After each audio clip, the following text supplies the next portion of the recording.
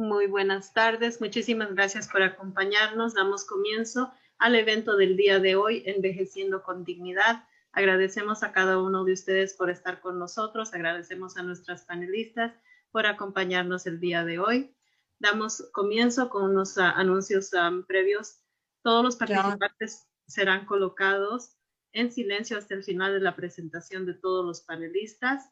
Recordando a los panelistas en el momento de su presentación individual, por favor vuelva a poner su micrófono personal. Comentarios y preguntas son bienvenidos a través de Facebook o vía conferencia Zoom. El Congreso Hispano-Canadiense se compromete a responder todas sus preguntas por medio de Facebook Live. Muchísimas gracias por acompañarnos. Empezamos con palabras de bienvenida de Monique Foster, presidente del Congreso Hispano-Canadiense. Muchas gracias. Bienvenida, Monique. Muchísimas gracias, Eldi. Quería simplemente agradecerles a todas nuestras panelistas hoy. Y estamos, esta noche tenemos el gran gusto de recibir a nuestra amiga, Mónica Riutort, y nuestra directora de salud, Cecilia Jaramillo. Tenemos además a Karen Manco, y también nos acompañan esta noche Ketty Álvarez. Muchísimas gracias a todos por acompañarnos, y le paso la palabra a mi compañera Eldi Ampuero para que haga las presentaciones debidas. Gracias, Eldi. Gracias. Gracias, Cecilia. Damos comienzo con nuestra primera panelista, Cecilia Jaramillo, directora de salud del Congreso Hispano-Canadiense. Buenas tardes, Cecilia. Muchas gracias.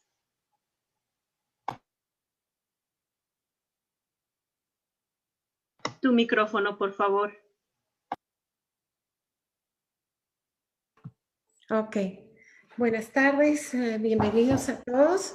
Hoy día vamos a hablar sobre el tema del adulto mayor. Digamos que hoy en día el aumento del tiempo de vida se ha extendido, y entonces tenemos que trabajar un poco mejor con el tema de la tercera edad, ¿no? Principalmente pensando,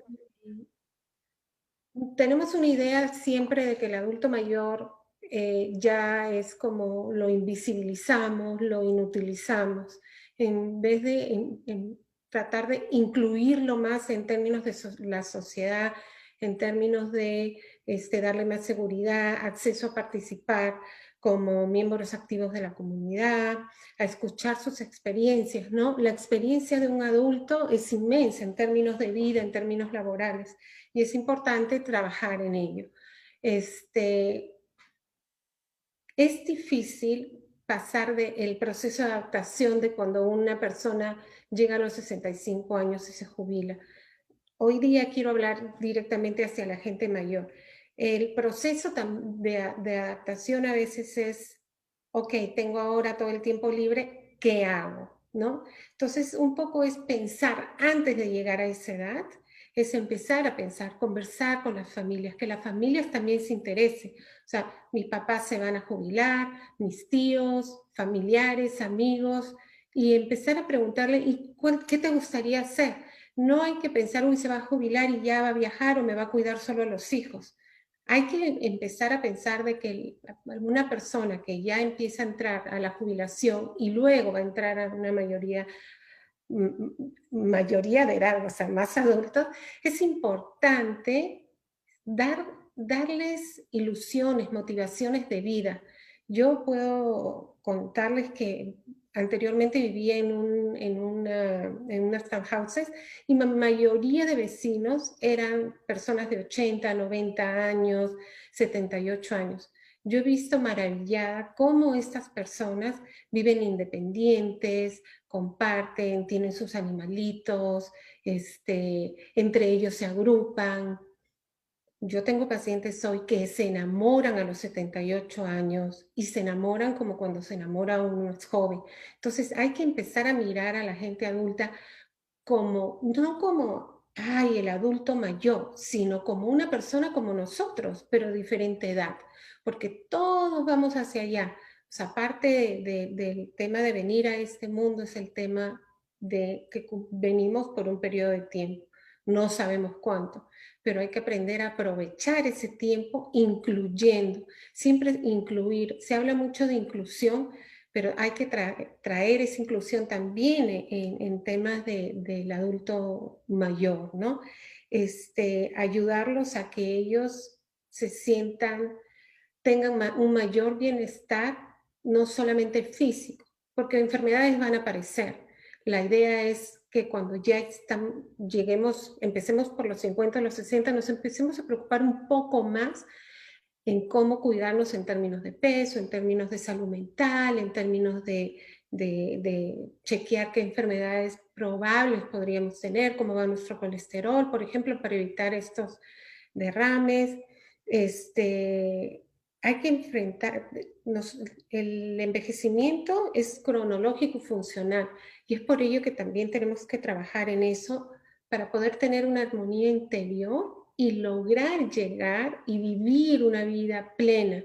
No importa la edad, importa la actitud y la actitud que tiene nuestro entorno. Eso es salud mental y realmente algo que importa muchísimo en estos periodos de la gente mayor es que la actitud del entorno sea más positiva y se les den las oportunidades de expresarse, de trabajar, por ejemplo, en Perú, un ejemplo muy lindo fue de que en el hospital Loaiza, que es un hospital público, ¿no? Recuerdo que mi suegra, con unas amigas que ya estaban mayores, decidieron abrir un espacio para cuidar del enfermo en todos los aspectos, ¿no? Y la ayuda que ellas proporcionaron no solamente fue en términos de medicina, hicieron un lugar para que cuando las mujeres que viajaban con sus hijos enfermos pudieran quedarse ahí. O sea, la participación después de que nos jubilamos es también muy amplia, hay muchísimo por hacer. No solamente es viajar, no solamente es crecer en otros aspectos, podemos estudiar idiomas. Yo les estoy hablando mucho del tema mental, porque el tema mental es súper, pero súper importante y vital en estas edades, sobre todo que las familias acompañen. Luego, ¿qué te iba a hablar sobre el tema más de salud, de cuidado cuando la persona se enferma? Pero cuando la persona está sana, hay que tener muchísimo cuidado en el trato que se le da a la persona mayor. Hay que tener muchísimo cuidado en el tema de inclusión y no invalidación, porque después de una persona que ha trabajado durante muchos años y se jubila, se encuentra a veces también en que, ¿y ahora qué?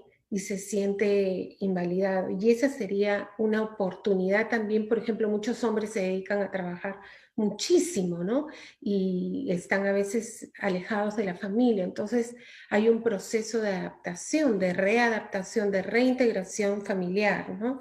De retomar los afectos, trabajar las heridas, que haya un crecimiento mayor emocional, ¿no? Entonces, en esto los hijos, los familiares, los amigos, la gente alrededor, el entorno, tiene mucha importancia en términos de ayudar, ¿no? Si yo veo una persona mayor y está muy sola, acompañarla, ¿no?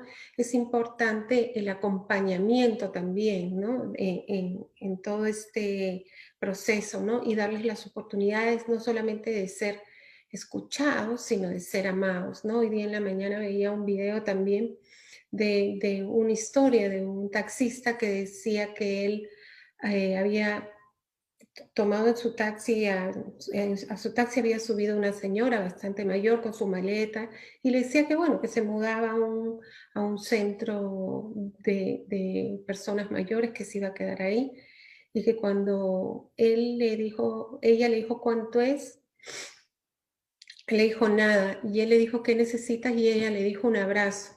Y entonces esa parte también es importante, cuánto amor, cuánto el contacto, ¿no? Hoy día que hemos vivido la pandemia también eso se ha limitado mucho, ¿no? Se ha puesto mucho cuidado en el adulto mayor, pero los abrazos también pueden ser a través de las palabras, a través del amor, a través de estar presentes, ¿no? La presencia no solamente es física, también la presencia puede ser a través de las palabras, lo cual es súper importante, ¿no? Entonces, es importante tener hoy en día este pensamiento no de invisibilidad, sino de inclusión, de integración y de amor por el otro, ¿no? Y de pensar de que la persona que ya tiene 60, 70, 80, 90, no es una persona que está sin capacidades intelectuales, emocionales, sino es una persona que tiene todas las capacidades, como nosotros, para tener una vida plena. Cuando las personas están enfermas es diferente, necesitan apoyo emocional, pero siempre que la persona esté bien, necesita que todos contribuyamos a ayudarlas a que continúen con su vida y no excluirlas de la vida o no solamente decir, bueno, ayúdame, mucho se da en las comunidades latinas que ayúdame a cuidar a mis hijos. O sea, démosle más oportunidades a las mamás, démosle más oportunidades a los papás de poder tener una vida más plena, más feliz, más completa. Gracias.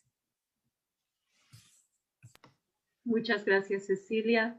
Seguimos con nuestra segunda panelista, la señora Mónica Retort, gerente del Peel Institute. Mónica, bienvenida, del Peel Institute of Violence Prevention, Family Services of Peel. Mónica, bienvenida. Muchísimas gracias por acompañarnos. Damos comienzo a tu presentación.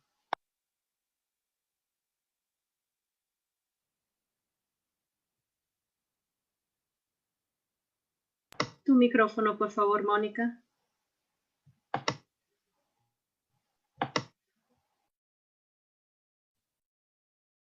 ¿Ahí?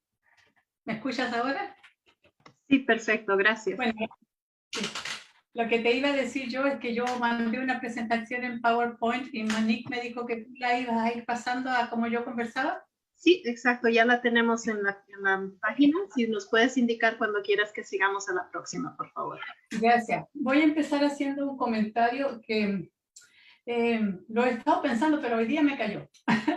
Que resulta que aquí en Canadá se hace ahora un agradecimiento a los ancestros que fueron los propietarios de este país o de esta tierra cuando llegaron los europeos.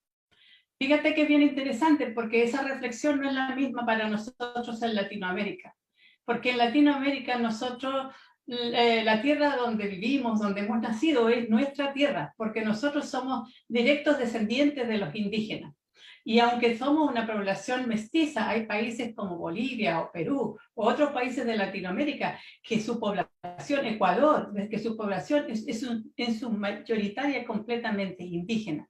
Entonces es importante reconocer que el colonialismo de nuestros países tiene una diferente reflexión, voy a decir yo, de la reflexión que se hace en Canadá. Para nosotros, nuestra tierra es nuestra tierra, porque muchos de nosotros somos descendientes directos del pueblo indígena. Está en nuestros genes. Ese es mi primer comentario sobre esta cosa de nuestros pueblos indígenas. La segunda cosa que iba a decir, que este es un tema que me cuesta mucho desligarme del aspecto personal, de mi propia historia. Normalmente, porque soy una investigadora, hablo mucho de números y de estadística y de evidencia.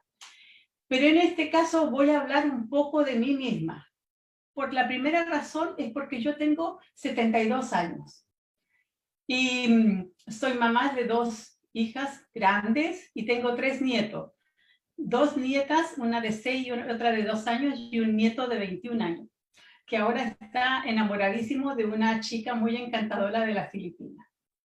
Pero también porque a veces se habla de los ancianos, y nosotros, yo pienso que en la lengua nuestra, en nuestro idioma, los viejos se llaman viejos. Y yo soy una vieja, porque tengo 72 años, y eso de llamarlos adultos mayores, a mí se me cruza un poco, porque es un poco crear una cosa rara. Nosotros cuando tenemos ciertos años somos viejos y se acabó. Esa es la palabra que se usa. Es lo mismo que sucede cuando hay gente que te llama nono o titi. No, nosotros tenemos en español una palabra que se llama abuelo y abuela. Y tú eres abuela, no eres nona. Los italianos le dicen nona, los polacos le dicen una cosa, pero nosotros somos abuelas. Y la otra cosa que le voy a también a comentar a ustedes, que tratando de serle bien buena gente con los ancianos, con los viejos, ustedes tienden a ser, o la gente más joven tiende a ser bien paternalista, y tienden a decir, yo pienso que ellos se les debería dar una manito, y hablan en chiquitito de los viejitos, que nosotros tenemos que ser muy buenos con los viejitos, y cuidarlos y ayudarlos a cambiar. Yo les voy a decir una cosa que es muy cierta. Nosotros los viejos no cambiamos y no tenemos por qué cambiar, porque hemos vivido la vida que nos tocó. Y por ejemplo, cuando alguien me dice, las personas ancianas tienen que mejorar de salud, olvídense. Si tú te cuidaste toda la vida, cuando eres viejo o vieja, te vas a seguir cuidando. Si no te cuidaste toda la vida, después de los 40 años, tu cuerpo empieza a demostrar que no te cuidaste, teniendo afecciones serias de salud. Porque los genes aguantan hasta los 40. Pero los fumadores, por ejemplo, empiezan a tener reflexión de su adicción, igual que el alcohólico, después de los 40, porque ya la cosa se pone más seria. Y la otra cosa que también voy a decir en mi propia manera de ver la vida, que siempre dicen que la vejez viene con sabiduría. Mentira. El que fue sabio cuando joven es sabio cuando viejo. Pero el que no fue sabio cuando joven difícilmente va a ser sabio cuando viejo. E incluso se le da más dura la cosa de la sabiduría. Entonces, rompiendo un poco para mí lo que son estereotipos de la vida, les quiero comentar una cosa personal. La gente muchas veces me dice, te ves más joven de la edad que tienes. Bueno, cuando a mí me hacen ese comentario, inmediatamente entiendo que me dijeron que era vieja. Porque a los 15 años nadie me dijo te veías más joven, era joven. Entonces nunca lo veo como un halago. Pero también quiero decirle que hay dos tipos, por lo menos dos tipos de edad madura o de ancianidad. Una es la cronológica. Yo nací en el 49, entonces tengo 72 años. Pero también hay otra edad, que es la edad biológica, que tiene que ver cómo te cuidaste tú la salud toda la vida. Y para poder medir cuál es tu edad biológica, no tu edad cronológica, hay 3 medidas que se han identificado claramente en los estudios de vejez. La primera cosa es saber qué tan rápido tú caminas. Con la edad, caminamos más lento. La segunda cosa es cuál es la fuerza que tienes en tus manos. La fuerza en las manos también disminuye con la edad. Y el tercer aspecto importante de considerar en estimar esta salud biológica es el balance. El balance es algo que también se pierde con la edad. La noticia buena es que tú puedes recuperar o mejorar mucho estas condiciones con ejercicio y con cuidado diario. La consistencia del ejercicio, por ejemplo, si tú empiezas a caminar un par de kilómetros al día y te demoras 2 horas en caminar el par de kilómetros, si tú lo haces constantemente por 6 meses, a los 6 meses vas a doblar la cantidad de kilómetros que haces por día. Si tú ejercitas tus manos todos los días, en 6 meses más o menos vas a recuperar un montón de la energía de tu mano. Y con el balance, yo que soy una amante del yoga, el ejercicio de yoga ayuda muchísimo a mejorar el balance. Entonces son cositas que uno las va aprendiendo para colaborarse, porque no estamos aquí para que nadie nos enseñe, sino que a veces una buena conversación más que nada ayuda a un viejo o una vieja como yo. Entonces, ¿me pasas la siguiente slide, por favor, Eldi?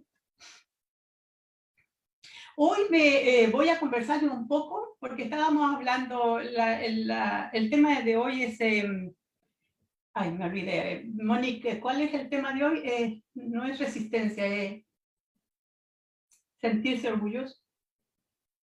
Envejeciendo con dignidad. Hoy vamos a hablar de dignidad. de dignidad. Entonces, decidí que para hablar de dignidad quería enfocarme en algo que es bastante común. Es bastante común también en nuestra comunidad, que es el maltrato a las personas mayores. Y el abuso de los ancianos es un acto único o repetitivo, o falta de acción apropiada, ocurriendo en cualquier relación donde hay una expectativa de confianza que causa daño o angustia a una persona mayor. Y esta es la definición de la Organización Mundial de la Salud, un poquito vieja, del 2004. La siguiente, por favor. ¿Cuál es la realidad del abuso? La mayoría del abuso no se informa. El abuso de ancianos y ancianas puede reducir la capacidad de una persona para funcionar. El abuso de ancianos y ancianas puede reducir la esperanza de vida de la persona. El abuso no reconoce límites. Le puede pasar a cualquiera, en cualquier momento y en cualquier lugar. Ocurre en todas las culturas, en todas las religiones y grupos socioeconómicos. La tasa de abuso de ancianos se estima entre 4 a 10%. Y en Ontario, donde nosotros vivimos, significa que hay de entre 60.000 a 160.000 casos potenciales de abuso de ancianos. La siguiente. Y aquí lo que muestra esta gráfica es que la población de personas mayores de 65 era de un 15% en el 2019, pero para el año 2046 esa proyección aumentará a 21.1%, lo que va a requerir una cantidad de servicios, programas y proyectos que respondan a esta nueva realidad poblacional.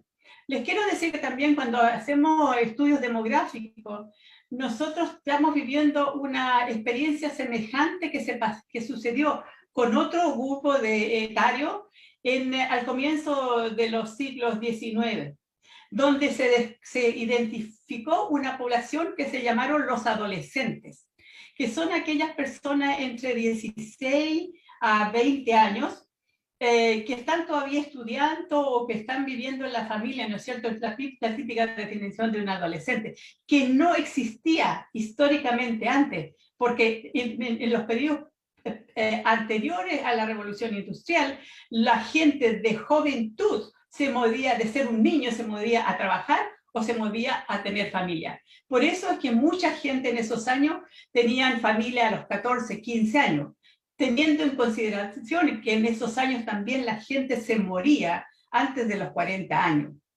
Por eso es que nosotros somos probablemente tercera o cuarta generación de mujeres que hemos sobrevivido a la menopausia, porque la gente se moría antes de la menopausia. Por ejemplo, si yo siempre le pregunto a mi estudiante, ¿era Jesucristo joven o viejo cuando se murió? Y la mayor parte de ellos me responden que Jesucristo era joven, pero en realidad era viejo, porque en esa edad la gente moría más o menos entre 18 y 20 años. Y entonces ahora, en estos días, en este siglo, tenemos un nuevo grupo poblacional, que alguna gente los llama los boomers, que son gentes como yo, que a los 72 años todavía está completamente funcional. Yo tengo 2 o 3 trabajos, yo soy investigadora de un centro de investigación, pero todavía enseño en la Facultad de Medicina a los estudiantes de medicina de los años 1 y 2, y hago mucho trabajo voluntario. Entonces yo soy completamente activa y tengo a mi alrededor mujeres y hombres como yo que son muy, muy activos y están en muy buen estado físico. Entonces somos una nueva población con una nueva definición que todavía no ha ingresado a los grupos etarios o a los grupos demográficos. La siguiente, por favor. Aquí son algunos de los factores de vulnerabilidad para las personas mayores que indican las estadísticas. El radio de dependencia. Para 2026, el radio de dependencia será alrededor de 29%, porque mucho de mi trabajo lo hago en la región de Peel. Algunos de estos datos son de la región de Peel, pero realmente se pueden expresar across. Viviendo sola o solo. En el 2016, Census reveló que más de un cuarto, 26% de las personas mayores de 65 años viven solos o solas. Para el 2037 está proyectado que 17.400 ancianos vivirán en viviendas colectivas. Si esto continúa, aproximadamente 4.400 ancianos necesitan viviendas en residencias de ancianos y 13.000 necesitan vivienda en casas de reposo. Las fuentes de la composición de las entradas de las personas mayores en el 2016 fue de 62% de la economía de mercado. Quiere decir que la gente mayor todavía trabaja. Y 38% de las transferencias gubernamentales, que ustedes supongo que las conocen. Condiciones crónicas de salud. 85.4% de las personas mayores viven por lo menos con una enfermedad crónica. Las enfermedades crónicas más comunes, como ustedes saben, son la diabetes y la hipertensión y en muchos casos también la obesidad. De acuerdo a la Agencia de Salud Pública de Canadá, 9 ancianos son diagnosticados con demencia cada hora en Canadá. Aproximadamente el 66% de ellos son mujeres. Y los datos estadísticos están en la fuente de recursos en cada uno de mis slides si ustedes posteriormente se quieren referir a ello o utilizarlo. La siguiente, por favor. Aquí tengo un detalle de la información de la policía de Peel acerca de los abusos de ancianos en esa región. Bueno, ¿qué les puedo decir? Hay un 10% de amenazas, una violación de gente que se le ha pedido que no se acerque a los ancianos y misuso o no uso apropiado de la propiedad de los ancianos son uno de los cargos que se le colocan a las personas. La siguiente. Entonces quiero referirme brevemente al impacto del COVID en los ancianos.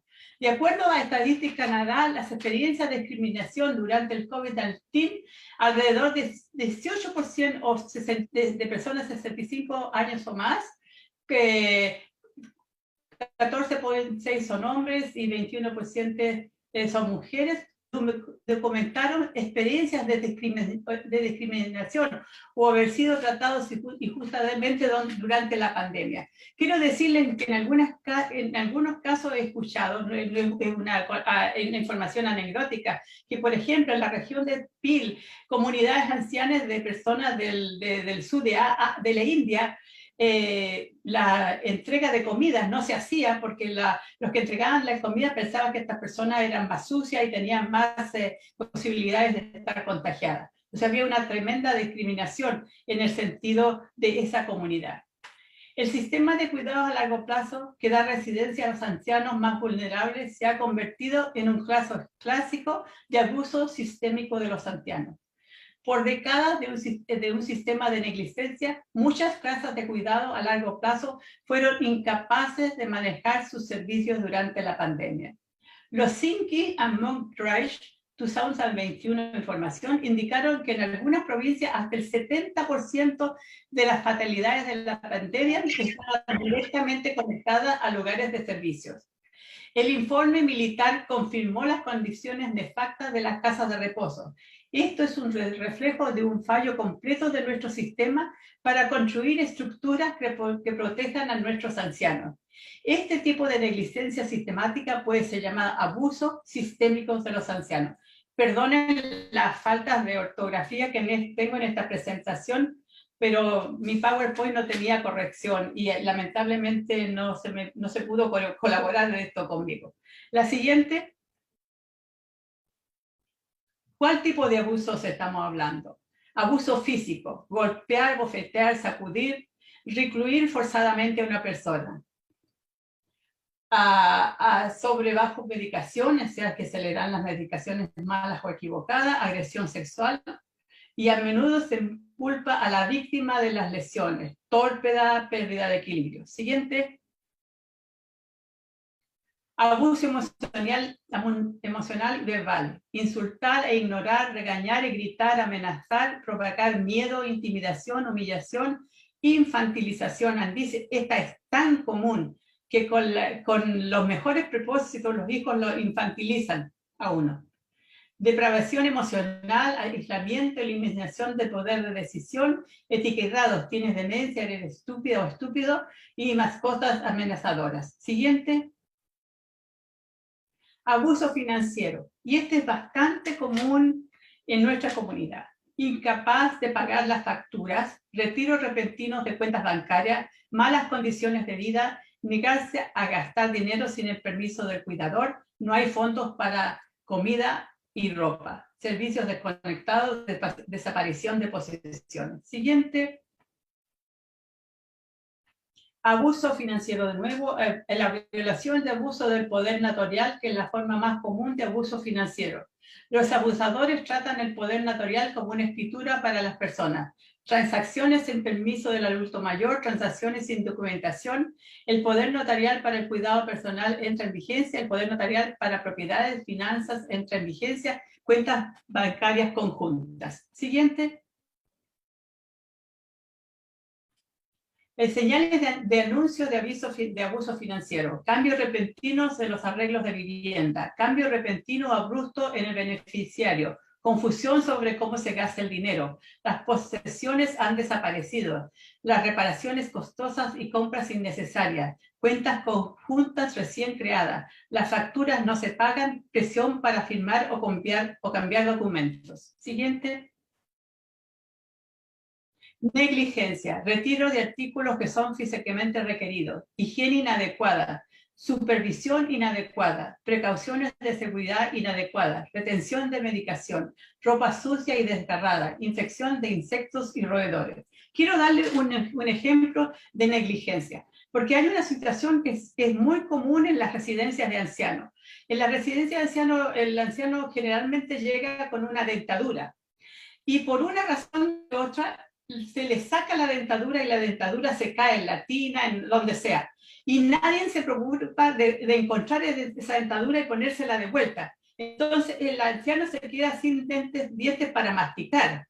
Y se queda sin dientes para masticar sin que nadie se dé cuenta que eso ha sucedido, y a la persona se le siguen dando alimentos duros sin cortar, que la persona solo puede chupar para no ahogarse. Es una cosa de una negligencia tan horrible, y ustedes no se pueden imaginar lo común que es esto para la vida de los ancianos. Siguiente. Factores de riesgo, por ejemplo, ser una persona mayor, aislamiento, historia de abuso, pérdida de poder, ausencia de la fragilidad física y cognitiva, dependencia. El cuidador no tiene problemas de salud mental, el cuidador tiene antecedentes penales. Eso también puede suceder. Siguiente. Siguiente. ¿Por qué se quedan las personas? Desafíos conectivos, miedo a las represalias, estigma, factores culturales, depende del abusador, autonomía individual, aislamiento, puede no conocer a otro. Amenazas de deportación que se hace, colocación en un lugar de ancianos, incapaz de hablar inglés, consideraciones culturales, falta de conocimientos sobre el sistema y las leyes canadienses. Siguiente. ¿Y cómo nos podemos ayudar? Reunirnos con otros, hacer apoyo telefónico, asistencia después de las posoperaciones, caminar el camino entre nosotros, ayudar en las decisiones, incluso las decisiones que podrían ser malas, financiamiento de documentación y de vivienda apropiada, acompañar al abogado, al banco, coordinación de servicio, apoyar con personas con discapacidad y otros que tengan diferentes, que sean de la comunidad lésbica, gay y eso. Siguiente. Y también apoyar a los presuntos abusadores, que son cuidadores de adulto mayor, lidiar con el cuidador, exponer las circunstancias que han llevado al maltrato, mecanismos de afrontamiento, autocuidado y eso. Consultar a individuos de agencias de la comunidad, proporcionar presentaciones a grupos comunitarios como presentación sobre esta, pero también es muy importante hablar del abuso de las mujeres mayores, que es bastante más común. hablar de la sobrevivencia de los hombres de agresiones sexuales, que años atrás nunca nadie se habló y que los hombres lo han mantenido como un secreto desde su niñez, y a crear grupos de apoyo. Siguiente.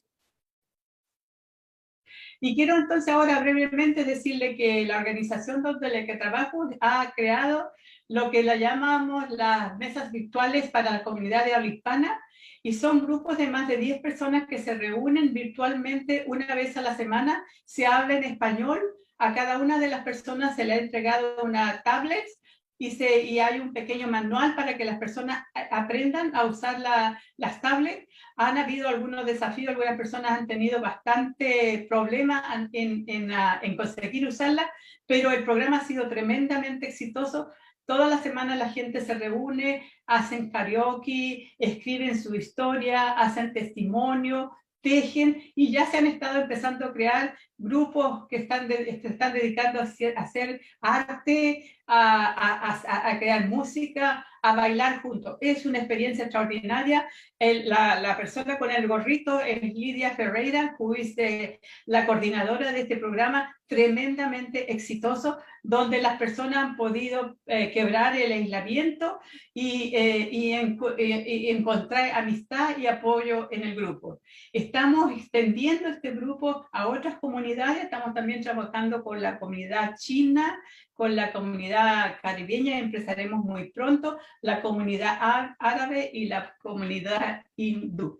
Y si a alguien le interesa, podrían darlo a conocer, porque realmente incluso nosotros nos hemos quedado tremendamente admirados del éxito que esta actividad ha tenido. Lidia se suponía que iba a estar con nosotros hoy, pero lamentablemente no pudo. Espero que tenga en algún momento la oportunidad de comentar más en detalle el trabajo que ella está haciendo. La siguiente. Bueno, entonces ahora termino. Y los que me han escuchado antes saben que este es mi poema preferido porque de alguna manera creo que refleja mi vida. Entonces se los quiero leer para terminar. A ver si lo puedo leer todo. Muy cerca de mi ocaso yo te bendigo, vida, porque nunca me diste ni esperanza fallida, ni trabajo injusto, ni pena inmerecida. Porque veo al final de mi rudo camino como fui yo la arquitecta de mi propio destino. Que si extraje las mieles o la hiel de las cosas, fue porque en ellas puse miel o miel sabrosa. Cuando planté rosales, coseché siempre rosas. Cierto, a mis lozanías va a seguir el invierno, mas tú me dijiste que mayo fuese eterno. Allí sin duda largas las noches de mis penas, mas no me prometiste tan solo noches buenas, y en cambio tuve algunas santamente serenas. Fui amada, el sol acarició mi faz. Vida, ¿no me debes? Vida, estamos en paz. La siguiente. Bueno, les dejo aquí unos corazoncitos mexicanos, aunque yo no soy mexicana, soy chilena, pero me encantan los corazoncitos mexicanos. ¿Y la siguiente? ¿Preguntas? ¿Y hay otra más? ¿Hay una final, otra más? Oh, está bien. Entonces ahí quedamos con las preguntas si es que hay alguna. Gracias por la oportunidad de conversar con ustedes. Muchísimas gracias, Mónica, como siempre aprendiendo mucho de ti. Y definitivamente el poema se queda como uno de mis favoritos también. Muchas gracias por compartirlo. Damos paso a nuestra siguiente panelista, Karen Mancol, instructora de Kundalini Yoga, Somos Yoga Project. Bienvenida, Karen. Muchísimas gracias. Voy a compartir la pequeña presentación que tengo. Ok, creo que ya estoy lista. No, todavía necesito que el host me habilite. Mientras tanto, voy a agradecer primero que nada la invitación del Congreso Hispano-Canadiense y un poco para contarles qué es lo que vamos a ver en esta pequeña presentación. He tratado de hacerla lo más sucinta posible. Aquí va. se trata de la práctica de yoga en los adultos mayores.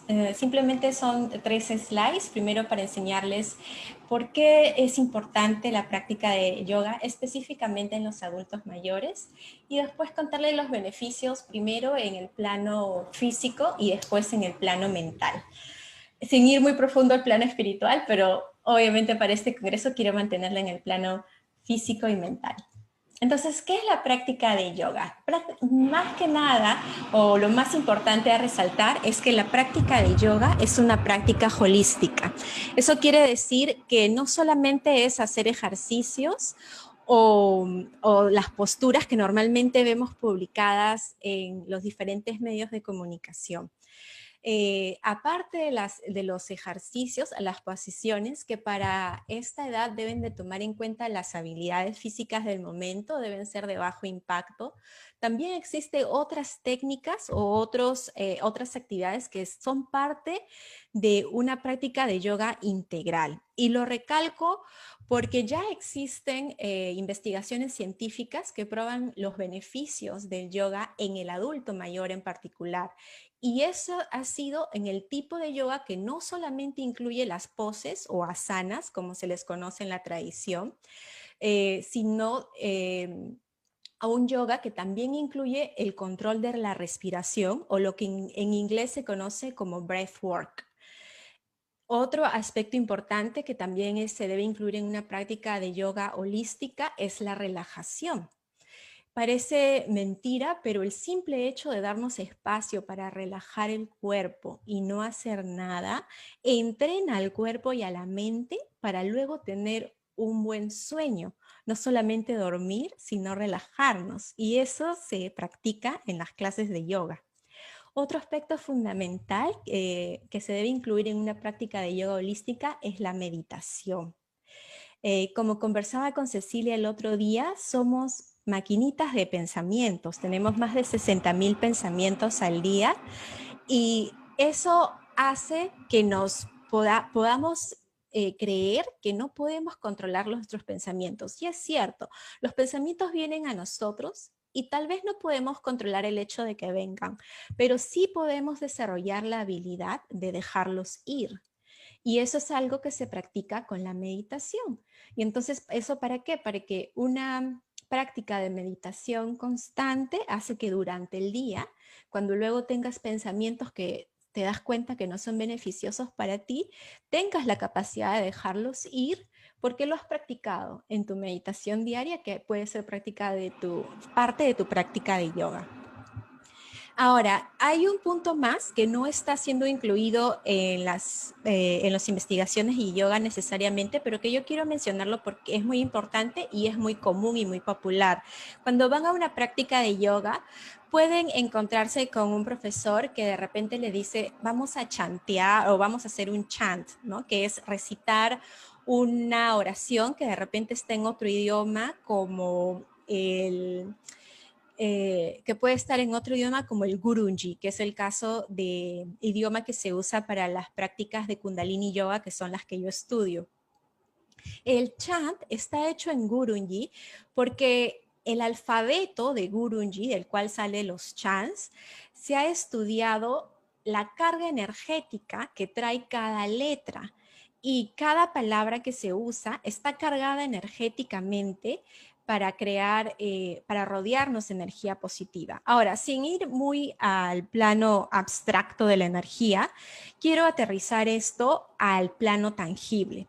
Si nosotros vamos a internet y buscamos cómo se puede reflejar, cómo podemos visualizar el sonido, vamos a ver algunos videos donde se ve que la vibración que emite el sonido puede generar cierta forma en el agua, en el líquido o en la arena. Entonces, cuando se chantan cosas o cuando se cantan cosas bellas, se forman círculos bellos. Cuando se hablan cosas de repente o se pone, también se hacen ejercicios con música metálica, digamos música pesada, se nota en los padrones que afecta el plano físico, que son desordenados, no tienen una armonía. Entonces, con eso simplemente les quiero decir de que si en algún momento una profesora dice, cierra la clase con un confíen de que son sonidos que nos ayudan a crear una carga energética positiva. Somos, creo que más de 70% agua. Entonces, si el agua podemos ver cómo se afecta con el sonido, cuando hacemos cantos de yoga, también se afectan con el sonido de esa manera. Bueno, entonces ese es otro tipo de ejercicios que se incluyen en las prácticas de yoga. Tenemos las posturas de bajo impacto, el control de la respiración, la relajación y la meditación, y las emisiones de sonidos con alta vibración.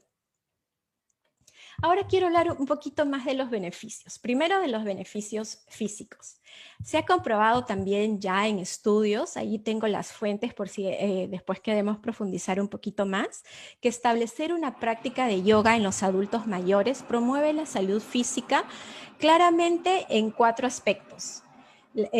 Tonifica la fuerza muscular o tonifica los músculos.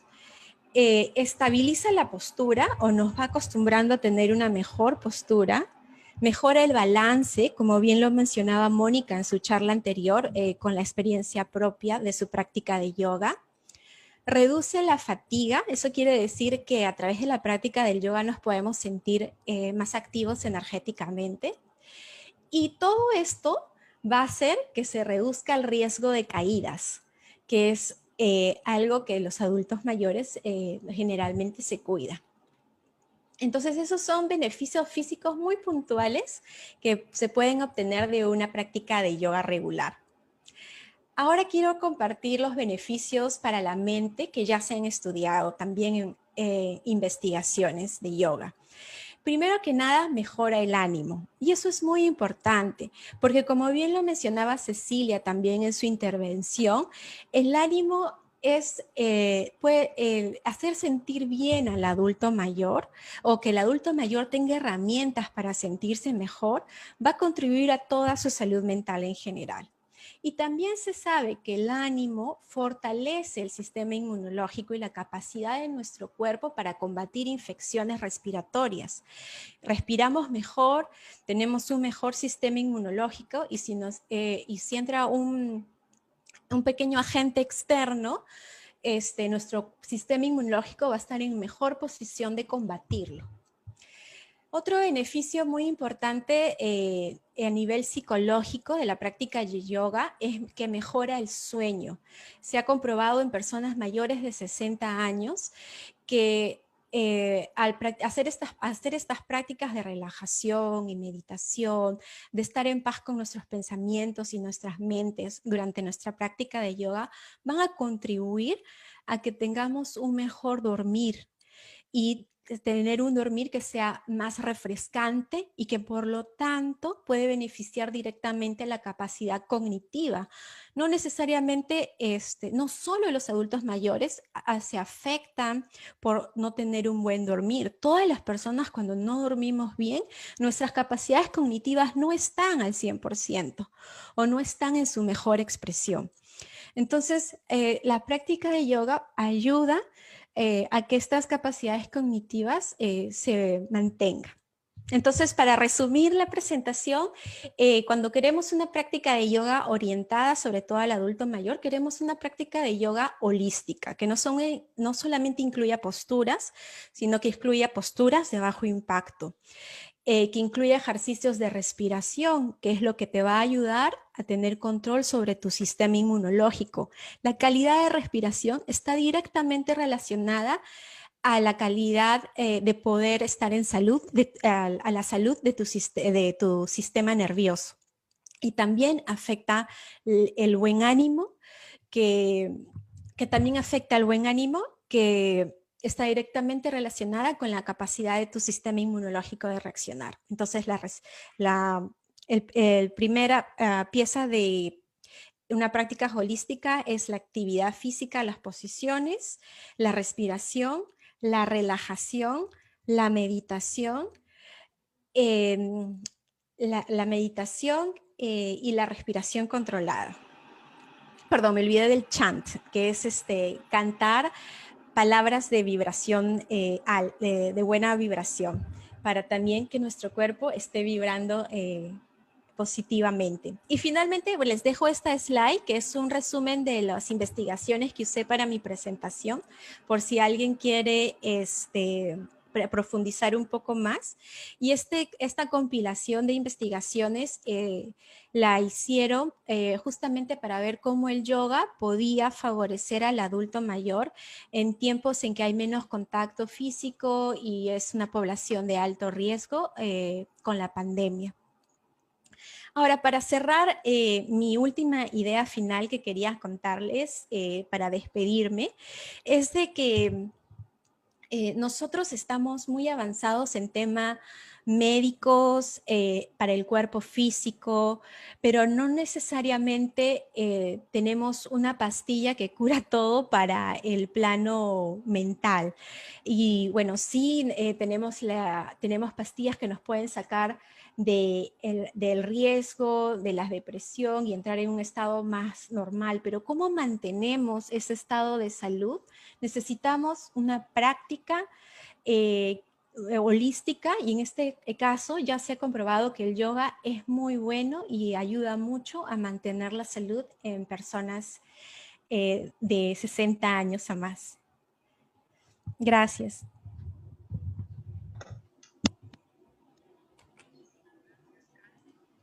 Vamos a seguir con nuestra siguiente panelista, Katy Álvarez, escritora de libros de niños y jóvenes y asistente personal de adulto mayor en una casa de reposo. Bienvenida, Katy.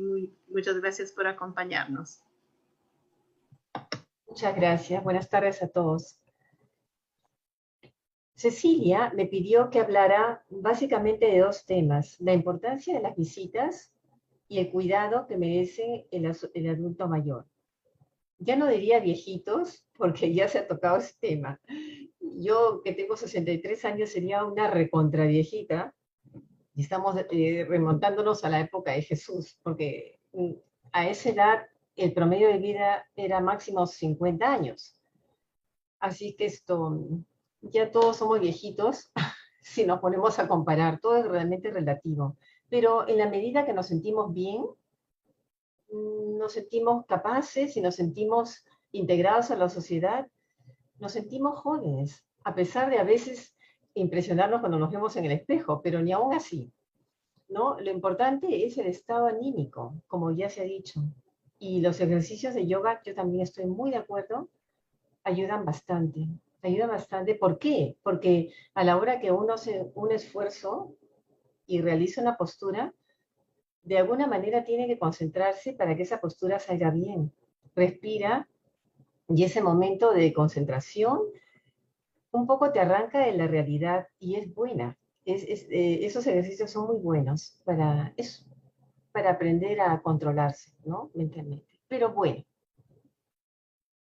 voy a mi tema.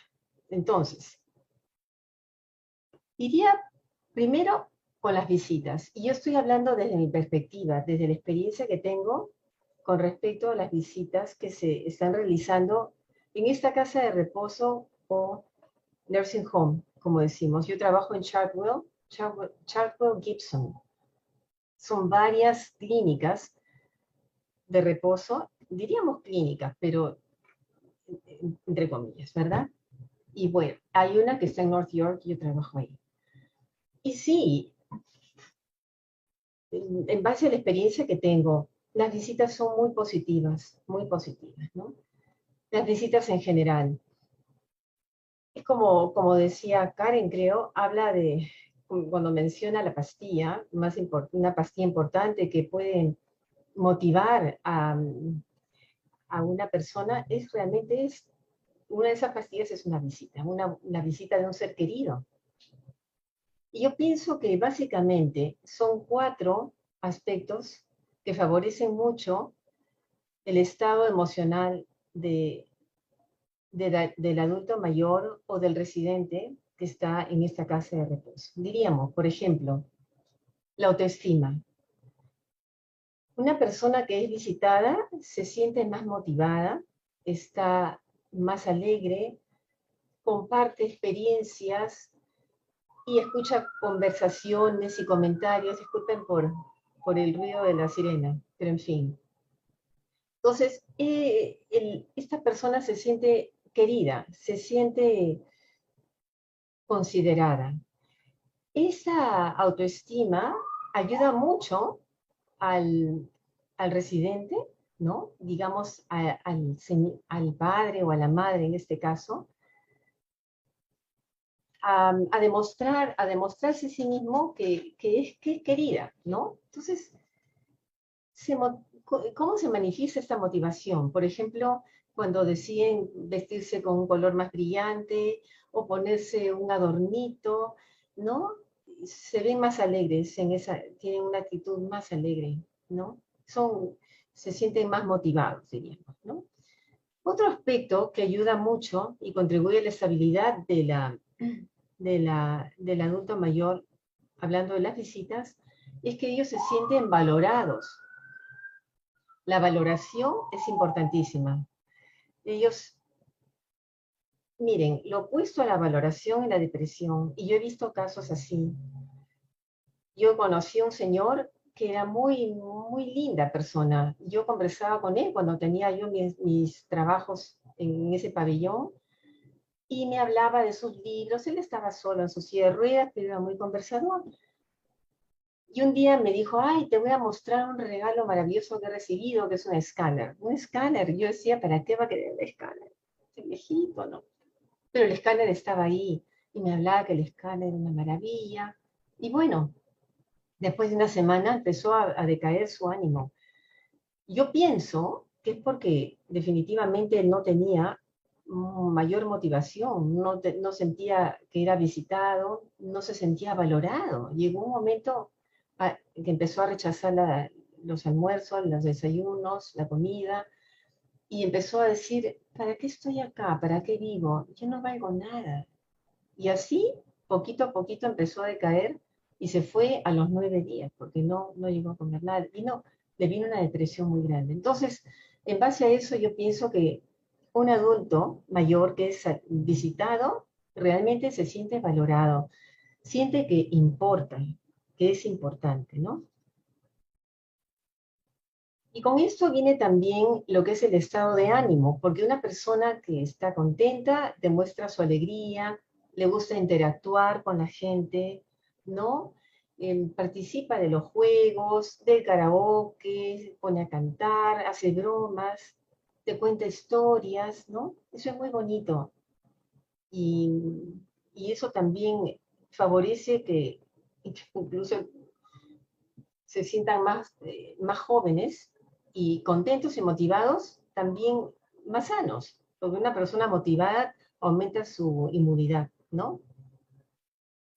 Otra cosa importante, otro aspecto importante que trae una visita es el hecho de que el adulto mayor aprende a organizar su tiempo y está ya ordenando su día en base a la hora en que va a ser visitado, 10 de la mañana, en la tarde.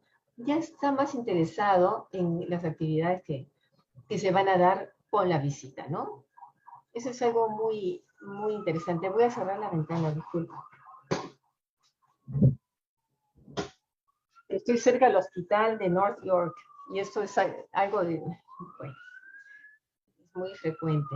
En fin, entonces, estas son las ventajas de las visitas. Las visitas pueden ser, como digo, presenciales, pueden ser también virtuales.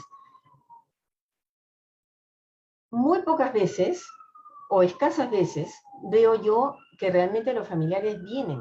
Ahora sí está permitido que vengan a visitar, pueden ir a visitar a sus familiares, a sus seres queridos. Pero no es tan frecuente. Lo que es más frecuente son las visitas virtuales. Las visitas virtuales que se dan cada semana o cada 3 días a través de Skype, por ejemplo, ¿no? Son importantes y tienen sus grandes ventajas. Para mí, las visitas más importantes, para mí, son las visitas de contacto. Pero bueno, también Cecilia mencionaba que hasta las palabras pueden acariciar, y es verdad. Eso es lo importante, tener un contacto con la familia, sea presencial o sea virtual, ¿no? En fin. Eso es en respecto a las visitas. Eso es con respecto a las visitas. Ahora, ¿qué otro aspecto yo podría considerar? Para terminar, yo pienso que es importantísimo. Miren, yo lo digo a modo de experiencia personal.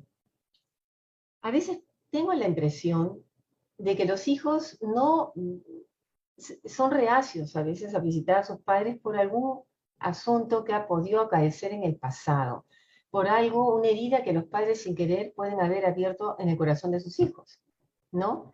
Porque realmente nadie es perfecto y por más amor que un padre pueda tener, a veces la educación no es la acertada, no llega directamente al hijo de la mejor manera.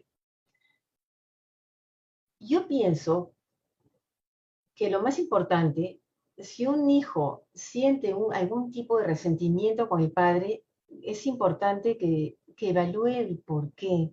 Hay muchas cosas que tenemos guardadas en el inconsciente, pero es importante que el hijo haga un esfuerzo por recordar esos detalles que puedan haber afectado o pueden separarlo de los padres, ¿no?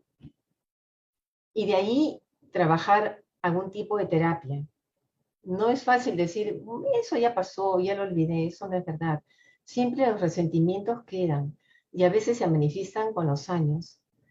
Y uno de los motivos por los cuales yo a veces veo que no van es porque sencillamente ha habido algo entre el padre y los hijos, ¿no? También he tenido oportunidad de ver, y este es un caso reciente, ¿no? Era una señora que ya, bueno, ya falleció hace un par de días, pero tenía la idea, la felicidad, la emoción de poder ver a su hija por su cumpleaños. Y había sido la semana pasada, o sea, la semana antepasada. La hija fue efectivamente, pero ¿cómo fue? La visitó desde la ventana, le dijo, "Hi, mom, how are you?" Estaba con su esposo y estaba con el bebito. La señora que estaba en cama definitivamente no podía salir, pero ya, yo vi que se comunicaron a través de la ventana, la señora desde su cama y la ventana estaba como a 3 metros de distancia o 4. Fue una visita de paso. Y cuando la señora, porque yo estaba atendiendo a otra persona que estaba compartiendo la habitación, le dijo, ¿por qué no vienes? ¿Por qué no entras? Le dijo la señora. Y le dijo, "Ay, mom, sorry, I have an appointment." Y era sábado en la tarde, o sea, no sabía qué appointment podría haber. Pero el asunto era ese. La señora muy sabiamente sonrió, saludó, le mandaba besitos volados a la nieta y se murió a los 2 días después. Sabe Dios por qué será, pero las cosas se complican y su salud seguramente era muy frágil y se fue. Entonces, esos detalles yo los recuerdo de las visitas, ¿no? En fin.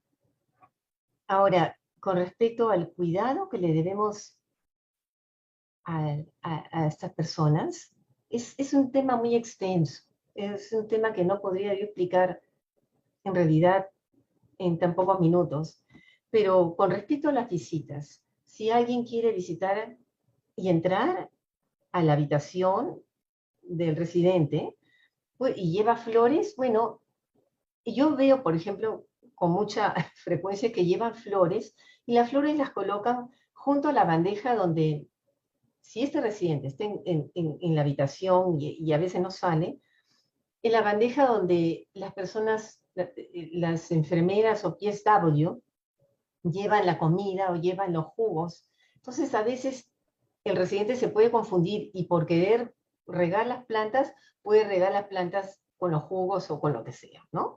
Yo digo, pero eso es un mal menor porque en estas habitaciones todo está bien cuidado, está controlado el espacio, los objetos no obstaculizan el tránsito, ¿no? Y los enchufes, todo está debidamente cuidado. Así que en cuanto a cuidado personal, ahí habría algo. Por ejemplo, si la persona está en cama y quiere sentarse, mami, ¿quieres sentarte? ¿Quieres tomar un juguito o quieres comer esto? Te ayudo a sentar, a que pases al sillón. Hay que tener cuidado. Y si la señora puede levantarse, perfectamente la hija o el hijo puede ayudar a caminar a esa persona, no dejarla sola. Y si no, bueno, pueden perfectamente ayudar o tocar hay una alarma que es el call bell, ¿no es cierto? Timbran y entonces nosotros estamos ahí para ayudar y asistir. Pero en principio, las medidas de seguridad están bastante bien controladas en estos lugares, ¿no? No sé qué otro aspecto adicional o algún otro punto quisieran que yo profundizara, pero si tienen alguna pregunta, no tendré inconveniente. Eso sería todo lo que puedo hablar respecto a las visitas y el cuidado. Muchísimas gracias, Katy. Ha sido un placer escuchar todas sus recomendaciones y las historias también que ha podido compartir con nuestra audiencia. No tenemos ninguna pregunta por nuestro formato de Zoom en este momento y tampoco de nuestra audiencia que está acompañándonos en Zoom. Yo creo que vamos a dar término a la conferencia. Si llegan preguntas, vamos a poner las respuestas a que ustedes nos indiquen por nuestras redes sociales. Agradecemos a cada uno de ustedes y damos paso a nuestra presidente Monique Foster para que dé sus palabras de despedida. Muchísimas gracias a cada uno de ustedes.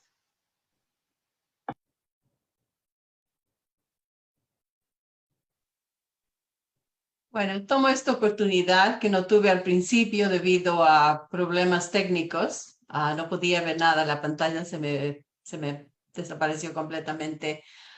Mi nombre es Monique Forster y soy la presidenta del Congreso Hispano-Canadiense. Permítame presentarle nuestro sincero agradecimiento por su presencia hoy en nuestro programa, Envejeciendo con Dignidad, que ha sido una excelente presentación por nuestras panelistas.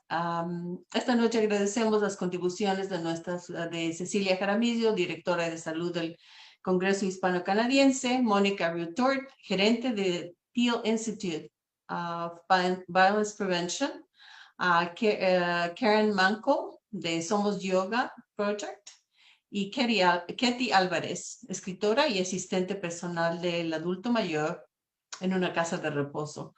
Como siempre, nuestro sincero agradecimiento a nuestra audiencia por su presencia hoy y por todo su apoyo a nuestro trabajo. Muchas gracias también a nuestros directores y colaboradores que han hecho posible el evento de hoy. Una nota especial de agradecimiento a Eldi Ampuero y Valeria Albia por todo su apoyo. Le pedimos que continúe siguiéndonos a través de nuestras plataformas y redes sociales. Me despido deseándoles a todos una noche maravillosa. Muchísimas gracias.